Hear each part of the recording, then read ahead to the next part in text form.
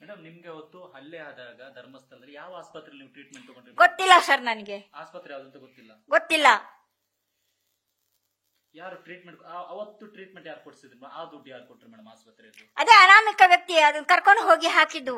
ಅದು ಕೂಡ ಒಂದು ಅನಾಮಿಕ ವ್ಯಕ್ತಿ. ಹೌದು, ನನಗೆ ಗೊತ್ತಿಲ್ಲ ಸರ್. ನನ್ನ ಹೆಸರು ಅಲ್ಲಿ ಮೆನ್ಷನ್ ಮಾಡಿಲ್ಲ. ಅವರಿಗೆ ನನ್ನ ಹೆಸರು ಗೊತ್ತಿದ್ರೆ ತಾನೆ ಮೆನ್ಷನ್ ಮಾಡಕ್ಕೆ. ಇದು ಕಲ್ಪನೆ ಅಲ್ಲ, ಇದು ಸತ್ಯ. ಬಟ್ ಯಾರೋ ಗೊತ್ತಿಲ್ಲದ ಅನಾಮಿಕ ವ್ಯಕ್ತಿ. ಹೌದು, ಅವರಿಗೆ ನಾನು ಕೃತಜ್ಞತೆ ಸಲ್ಲಿಸಬೇಕು ಇವತ್ತು ಬದುಕಿದ್ದೀನಿ ಅಂದ್ರೆ. ಮೇಡಮ್ ನಿಮ್ಮ ಜನರು ಮಾತಾಡೋದು ಬೇರೆ ಮೇಡಮ್. ಜನರು ಮಾತಾಡ್ತಾರೆ, ಅದು ಓಕೆ, ಅದ್ರ ಬಗ್ಗೆ ನಾವು ಪರ ವಿರೋಧ ಇದ್ದೇ ಇರುತ್ತೆ. ಬಟ್ ನಿಮ್ ಫ್ಯಾಮಿಲಿ ಅದ್ರಲ್ಲೂ ಕೂಡ ನಿಮ್ ಭಾವನೆ ಮಾತಾಡ್ತಾರೆ, ಇವರಿಗೆ ಮಗಳೇ ಇರ್ಲಿಲ್ಲ ಅಂತ. ಅವನಿಗೇನ್ ಗೊತ್ತು ನನ್ನ ಮಗಳಿಲ್ಲ ಅಂತ? ಅವನಿಗೆ ಹೇಳ್ಕೊಂಡು ನಾನು ಮನೆಯಿಂದ ಹೊರಗಡೆ ಬಂದು ಬಿಟ್ಟಿದ್ದೀನಿ ಸರ್. ಅವ್ರ ಮದುವೆ ಆದ ತಕ್ಷಣ ನಾನು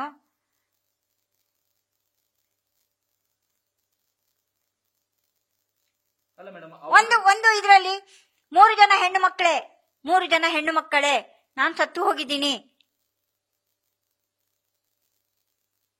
ಅವ್ರು ಅದೇ ವ್ಯಕ್ತಿ ಹೇಳಿರೋದು. ಇವತ್ತು ಎಲ್ಲಿಂದ ಬಂದ? ನಾನು ಸತ್ತು ಹೋದ ಮೇಲೆ ನನ್ಗೆ ಹೇಗೆ ಸಂಬಂಧ ಆಗುತ್ತೆ? ನಾನು ಸತ್ತು ಹೋದ ಮೇಲೆ ನನಗೆ ಎಲ್ಲಿಂದ ಸಂಬಂಧ ಆಗುತ್ತೆ?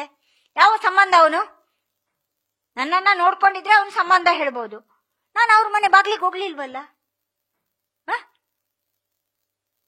ಆವತ್ತು ಒಂದು ಟೈಮಲ್ಲಿ ಅವ್ರ ಮನೆಗೆ ಹೋಗಿದ್ದಾವಾಗ, ಯಾವುದೋ ಒಂದು ಕೆಲಸ ಮಾಡ್ತಿದ್ದವಾಗ, ಆವತ್ತು ಒಂದು ಟೈಮಲ್ಲಿ ಅವ್ರ ಮನೆಗೆ ಹೋದವಾಗ ನನ್ನ ತಂದೆ ಇದ್ರು. ನನ್ನ ತಂದೆ ಕಾಶಿಗೋ ಎಲ್ಲಿಗೋ ಹೋಗಿ ರಿಲೇಷನ್ ಮನೆಗೆ ಹೋಗಿ ಬಂದಿದ್ದಾರೆ.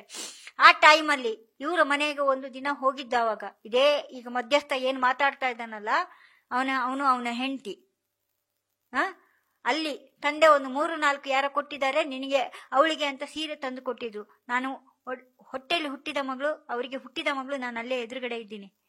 ಅವಳಿಗೆ ಸೀರೆ ಕೊಟ್ಟಿದ್ದಾರೆ ಬಿಟ್ಟು ನನಗೆ ಕೊಡ್ಲಿಲ್ಲ. ನೋವಾಗುತ್ತಾ ಇಲ್ವಾ ಒಬ್ಬ ತಂದೆ ಆದವನು? ಹೇಳಿ. ಅವಳಾದ್ರೂ ಹೇಳ್ಬೋದಾಗಿತ್ತು, ಇಲ್ಲ ಅಪ್ಪ ಅವಳಿಗೊಂದು ಕೊಟ್ಟು ಬಿಡೋಣ ಅಂತ ಹೇಳ್ಬೋದಾಗಿತ್ತಲ್ವಾ? ಹೇಳಿಲ್ಲ. ಹಾಗಾದ್ರೆ ಇವರು ನನ್ನ ಭಾವ ಅಂತ ಹೇಳ್ಬೇಕಾ? ಇವ್ರೇನ್ ನನ್ನ ಸಾಕಿದಾರ? ನಕ್ಸಲೈಟು ಆಯ್ತು, ನಕ್ಸಲೈಟಿಗೆ ಒಂದು ಸರ್ಟಿಫಿಕೇಟ್ ಕೊಡ್ಲಿ. ನನ್ನ ಕಾಡಲ್ಲಿ ಇರ್ಬೇಕಲ್ವಾ ನಕ್ಸಲೈಟು? ಒಂದು ಮಾತಾಡೋದಕ್ಕೆ ಒಂದು ಮಾಧ್ಯಮದ ಮುಂದೆ ಹೋಗಿ ಕೂತ್ಕೊಂಡು ಮಾತಾಡಬೇಕಾಗಿದ್ರೆ ನಾನು ಮಾತಾಡುವಂತಹ ಒಂದು ಅರಿವು ನನ್ನಲ್ಲಿ ಇರಬೇಕು. ಫಸ್ಟ್ ನಾನು ಮಾಧ್ಯಮದ ಮುಂದೆ ಹೋಗಿ ಕೂತ್ಕೊಂಡು ನಾನು ಏನು ಮಾತಾಡಬೇಕು, ನಾನು ಮಾತಾಡೋದು ಸೂಕ್ತನಾ, ತಪ್ಪಾಗುತ್ತೆ, ನಾನು ಅವಳನ್ನ ಏನು ನೋಡ್ಕೊಂಡಿಲ್ಲ, ನಾನು ಮಾತಾಡೋದು ತಪ್ಪಾಗುತ್ತೆ ಅನ್ನುವಂತ ಜ್ಞಾನ ಅವನಲ್ಲಿರ್ಬೇಕು. ಫಸ್ಟ್ ಆಫ್ ಆಲ್ ನಾನು ಸಾಕಿದ್ರೆ ಅವನು ನನ್ನನ್ನ ಸಾಕಿ ಬೆಳೆಸಿದ್ರೆ ಅವನು ಮಾತಾಡೋದ್ರಲ್ಲಿ ಅರ್ಥ ಇರುತ್ತೆ. ನನ್ನನ್ನ ಸಾಕಿ ಬೆಳೆಸ್ಲಿಲ್ಲ, ಅವನು ಮಾತಾಡೋದ್ರಲ್ಲಿ ತಪ್ಪಲ್ವಾ?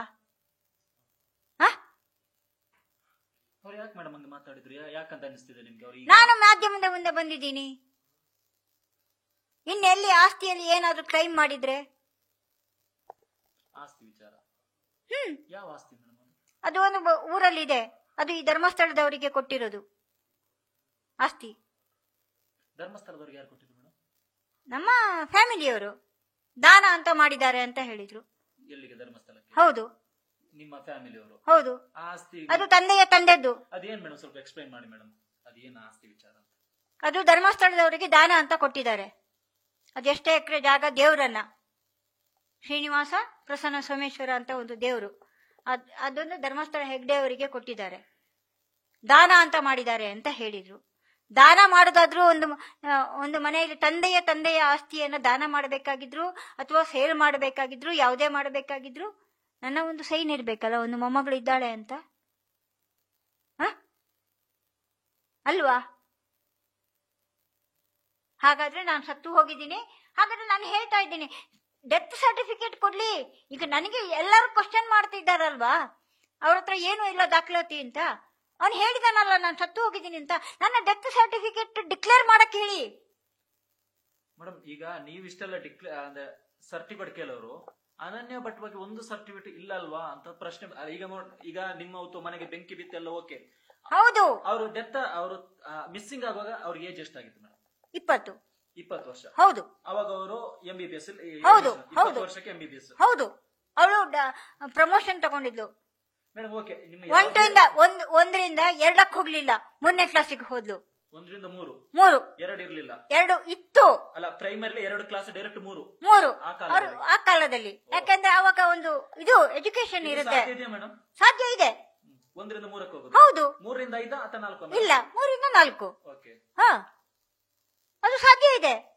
ಡೈರೆಕ್ಟ್ 2ಕ್ಕೆ ಹೋಗು. 1ರಿಂದ ಒಳ್ಳೆ ಇದು ಮಾಡ್ತಾ ಇದ್ರೆ 3ಕ್ಕೆ ಜಂಪ್ ಮಾಡಬಹುದು. ಇದು ಕಂಟಿನ್ಯೂ ಮಾಡಿ. ಜಂಪ್ ಮಾಡಬಹುದು, ಕೊಡ್ತಾರೆ ಅವರಿಗೆ ಅವಕಾಶ. ಒಳ್ಳೆ ಓದ್ತಾ ಇದ್ದಾರೆ ಅಂದ್ರೆ ಕೊಡ್ತಾರೆ ಅವಕಾಶ. ಬಟ್ ಈ ಒಂದು ಶಿಕ್ಷಣ ನೀತಿ ಇದುವರೆಗೂ ಕೂಡ ಯಾವ ರಾಜ್ಯ ಅಂದ್ರೆ ನಮ್ಗೆ ಗೊತ್ತಿಲ್ಲ. ಬಟ್ ನಿಮ್ಮ ಕಾಲದ ಇಲ್ಲ, 1ರಿಂದ ನಾವು ಹೋಗ್ತಿರೋ ಸ್ಕೂಲ್ಗಳಲ್ಲಿ ಇತ್ತು. ಅಂದ್ರೆ ಮಾರ್ಕ್ಸ್ ತಗೊಂಡ್ರ ಕಾರಣಕ್ಕೆ 1ರಿಂದ 3ಗೆ ಹಾಕೋದು, 3ರಿಂದ 4ಕ್ಕೆ 5ಕ್ಕೆ ಹಾಕ್ಲಿಲ್ಲ. ಹಂಗೆ ಅದು ಒಂದು ಏಜ್ ಇದಾಗಿರೋದು. ಅಂದ್ರೆ 1ರಿಂದ 3ನೇ ಕ್ಲಾಸ್ಗೆ ಹಾಕ್ಬಿಟ್ಟು. ಹೌದು ಮೇಡಮ್. ಈಗ ಯಾವ ದಾಖಲಾತಿನೂ ಬೇಡ, ಅಟ್ಲೀಸ್ಟ್ ನಿಮ್ಗೆ ಸ್ಕೂಲ್ಗೆ ಹೋಗುವಾಗ ಒಂದು ಡಾಕ್ಯುಮೆಂಟ್ ಕೇಳ್ತಾರೆ, ಹೌದಾ? ಶಾಲೆಯಲ್ಲಿ ಒಂದು ಡಾಕ್ಯುಮೆಂಟ್ ಕೇಳ್ತಾರೆ. ಹೌದು. ಈಗ ಅವರು ಅನನ್ಯ ಭಟ್ ಓದಿರುವಂತಹ ಶಾಲೆಯಲ್ಲಿ ನಾಳೆ ಪೊಲೀಸರು ಹೋಗಿ ಹುಡುಕಿದ್ರೆ ಅಲ್ಲಿ ಡಾಕ್ಯುಮೆಂಟ್ ಸಿಗುತ್ತಾ? ಸಿಗುತ್ತೆ. ನಾನು ಪೊಲೀಸ್ನವ್ರು ಯಾಕೆ ಹುಡುಕಬೇಕು, ನಾನೇ ಕೊಡ್ತೀನಿ. ಅಂದ್ರೆ ಯಾವ ಶಾಲೆ ಮೇಡಮ್ ಹೇಳಿ ಮೇಡಮ್? ಪ್ರೈಮರಿ ಓದಿರೋ ಶಾಲೆ ಯಾವ್ದು? ಮಂಗಳೂರಲ್ಲಿ ಯಾವ ಎಲ್ಲಿ ಯಾವ ತಾಲೂಕು? ಅದನ್ನ ನಾನು ಇದು ಮಾಡಿಕೊಳ್ಬೇಕು. ಇವಾಗ ಮಾತಾಡ್ಬೇಕು ನಾನು ಯಾರನ್ನ ಮಾತಾಡಿ ನಾನು ತಗೊಳ್ಬೇಕು. ಅಲ್ಲಲ್ಲ, ಯಾವ ತಾಲೂಕು ಮೇಡಮ್? ಮಂಗಳೂರು, ದಕ್ಷಿಣ ಕನ್ನಡ ಜಿಲ್ಲೆ. ಯಾವ ತಾಲೂಕಲ್ಲಿ ನಿಮ್ಮ ಮಗಳು ಪ್ರೈಮರಿ ಓದಿದ್ರು?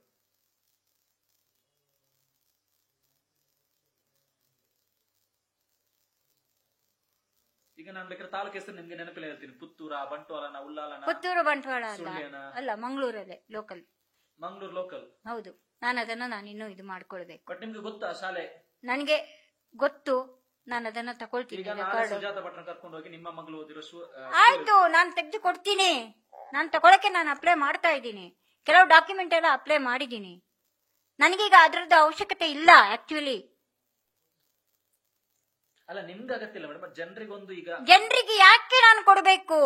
ಅಲ್ಲ, ನೀವೀಗ ದೂರ ಕೊಟ್ಟು ಆಯ್ತು, ದೂರ ಕೊಟ್ಟು SIT ಅವ್ರು ಕೇಳಿದ್ರೆ ನಾನು ಕೇಳ್ತಾ ಇರೋದು SIT ಅವ್ರ ನನ್ನ ಮಗಳ ಆಸ್ತಿ ಸಿಕ್ಕಿದ್ರೆ ಕೊಡಿ ಅಂತ. ನನ್ನ ಮಗಳ ಆಸ್ತಿ ಸಿಕ್ಕಿದ್ರೆ ಕೊಡಿ ಅಂತ ಕೇಳ್ತಾ ಇದ್ದೀನಿ. DNA ಮ್ಯಾಚ್ ಆದ್ರೆ ನಾನು ಬೇರೆ ಏನು ಕೇಳ್ತಾ ಇಲ್ವಲ್ಲ. ನಾನು ಬೇರೆ ಏನು ಎಲ್ಲೂ ಕೇಳಲಿಲ್ವಲ್ಲ. ನಾನು ಬೇರೆ ಎಲ್ಲೂ ಏನು ಕೇಳಲಿಲ್ಲ. ನಾನು ಇನ್ವೆಸ್ಟಿಗೇಟ್ ಮಾಡಿ ಅಂತ ಎಲ್ಲೂ ಹೇಳಿಲ್ವಲ್ಲ. ನಾನು ಯಾರನ್ನೋ ಇನ್ವೆಸ್ಟಿಗೇಟ್ ಮಾಡಿ ಅಂತ ನಾನು ಎಲ್ಲೂ ಹೇಳಿಲ್ಲ. ದಯವಿಟ್ಟು ಅರ್ಥ ಮಾಡ್ಕೊಳ್ಳಿ. ನಾನು ಕೊಡ್ಬೇಕಾ? ಅವ್ರು ಕೇಳಿದ್ರಾ? ನಾನು ಕೊಡ್ತೀನಿ. ನಾನು SIT ಕಚೇರಿಗೆ ಹೋಗಿದ್ದು, ನಾನು ಅನಾಮಧೇಯ ವ್ಯಕ್ತಿ ಬಂದಿದ್ದಾನೆ, 100 ಶವಗಳನ್ನು ಹೂತಿದ್ದಾನೆ ಅಂತ. ಅಲ್ಲಿ ನನ್ನ ಮಗಳು ಹೋಗಿರ್ತಾಳೆ, ಸತ್ತು ಹೋಗಿರಬಹುದು ಅನ್ನೋ ಒಂದು ಊಹೆ ಅಲ್ಲ, ಆ ಒಂದು ಇದರಿಂದ ನಾನು ಅಲ್ಲಿಗೆ ಹೋಗಿರೋದು. ನಾನು ಇನ್ನು SIT ಕಚೇರಿಗೆಲ್ಲ, ನಾನು ಪೊಲೀಸ್ನ ಇದಕ್ಕೆ ಹೋಗಿದ್ದು, ಇನ್ನು SIT ಕಚೇರಿಗೆ ನಾನು ಹೋಗ್ಲಿಲ್ಲ. ಫಸ್ಟ್ ಅದನ್ನ ಅರ್ಥ ಮಾಡ್ಕೊಳ್ಳಿ. ಅವ್ರು ಕರೆದವಾಗ ನಾನು ಏನ್ ಮಾಡ್ಬೇಕು, ನಾನು ಕೇಳಿರೋದೇನು, ಇನ್ನೂ ಒಂದು ಕೆಲವು ಇದೆ ವಿಚಾರ, ಅದನ್ನ ನಾನು ಎಲ್ಲಿ ವ್ಯಕ್ತಪಡಿಸ್ಬೇಕು ನಾನು ಅಲ್ಲಿ ವ್ಯಕ್ತಪಡಿಸ್ತೀನಿ. ಅದಕ್ಕೆ ಯಾರ್ಯಾರು ಇದಾಗಿದ್ದಾರೆ ಅಂತ ನಾನು ಅದನ್ನ ವ್ಯಕ್ತಪಡಿಸ್ತೀನಿ. ನಾನು ಮಾಧ್ಯಮದ ಮುಂದೆ ಎಲ್ಲಾನು ನಾನು ಹೇಳಕ್ಕೆ ಇಷ್ಟ ಇಲ್ಲ. ದಯವಿಟ್ಟು ನನ್ನನ್ನ ಬಲವಂತ ಮಾಡಬೇಡಿ. ದಯವಿಟ್ಟು ನನ್ನನ್ನ ಬಲವಂತ ಮಾಡಬೇಡಿ. ನ್ಯೂಸ್ ಫಸ್ಟ್, ನಿರ್ಭೀತಿಯಿಂದ ನಿಮ್ಮ ಪರವಾಗಿ.